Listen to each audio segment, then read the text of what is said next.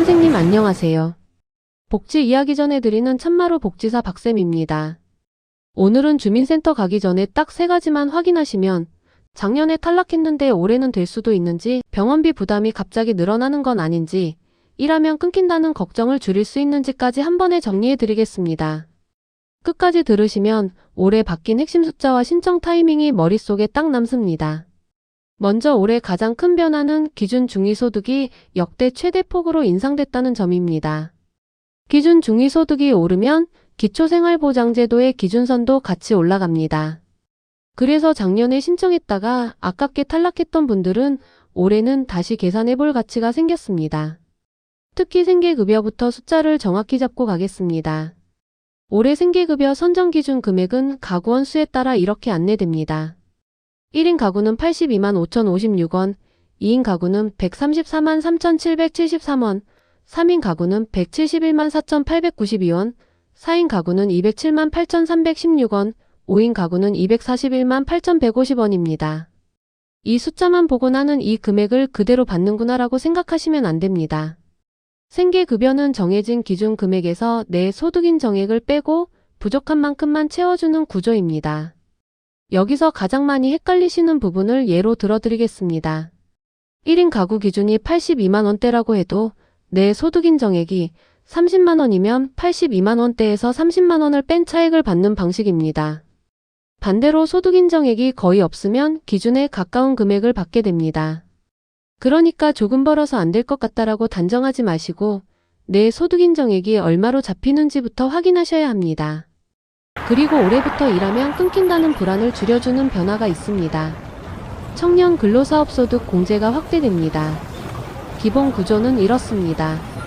기초생활수급자가 일을 해서 번 돈을 100% 다 소득으로 잡지 않고 일정 비율은 공제해준 다음 나머지만 소득으로 계산합니다.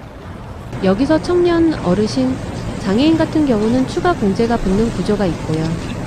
올해 바뀐 핵심은 청년 추가 공제의 기준 연령과 금액입니다.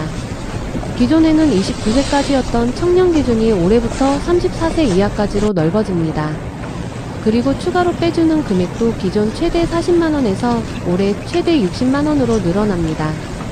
쉽게 말해 일을 해도 소득으로 잡히는 금액이 줄어들 수 있다는 뜻이라서 청년이 있는 가구는 올해 다시 계산해볼 여지가 커졌습니다.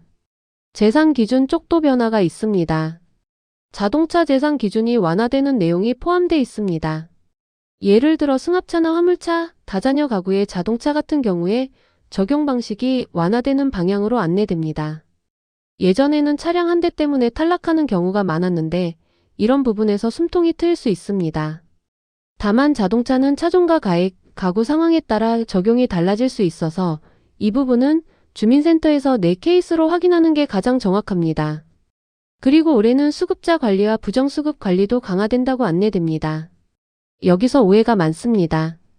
관리 강화라는 말만 보면 정상 수급자도 불안해하시는데 핵심은 고의적이고 금액이 큰 부정수급을 더 엄격히 보겠다는 취지에 가깝습니다. 특히 생계급여 부정수급으로 환수해야 할 금액이 1천만원 이상인 경우에 고발을 의무화하는 방향으로 기준이 정리됩니다.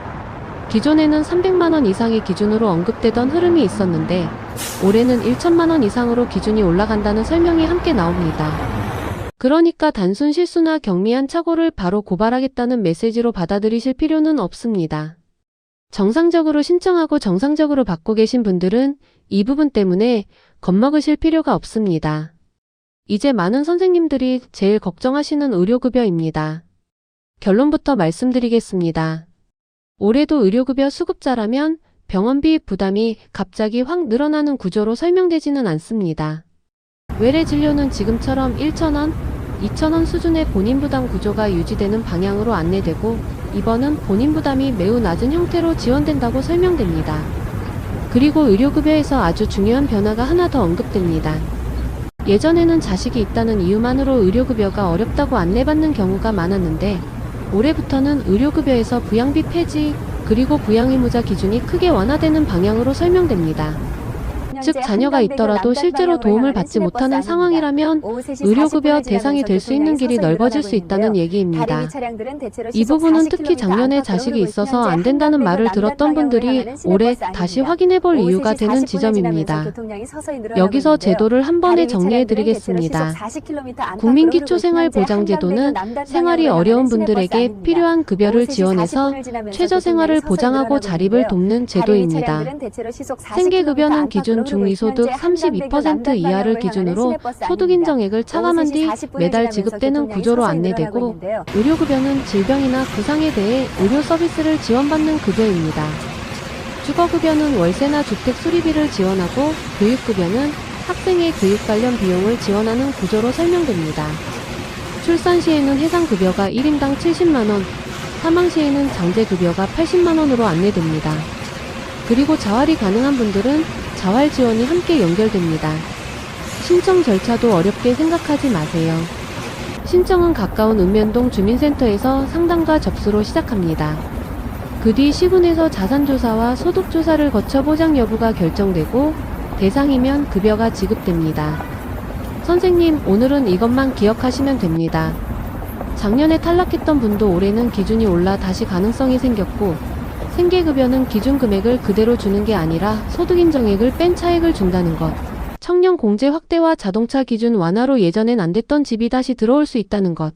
의료급여는 자녀가 있다는 이유 하나만으로 단정할 수 없게 완화되는 방향이 있다는 것. 이 4가지입니다. 주민센터 가시기 전에 준비를 딱 한 가지로 줄여드리겠습니다. 가족 구성, 소득, 재산, 부채를 떠올리시고 작년과 올해 무엇이 달라졌는지를 직원에게 바로 물어보실 수 있게만 해두시면 됩니다. 그 한 문장이 시간을 크게 줄여줍니다. 지금까지 참마루 복지사 박쌤이었습니다.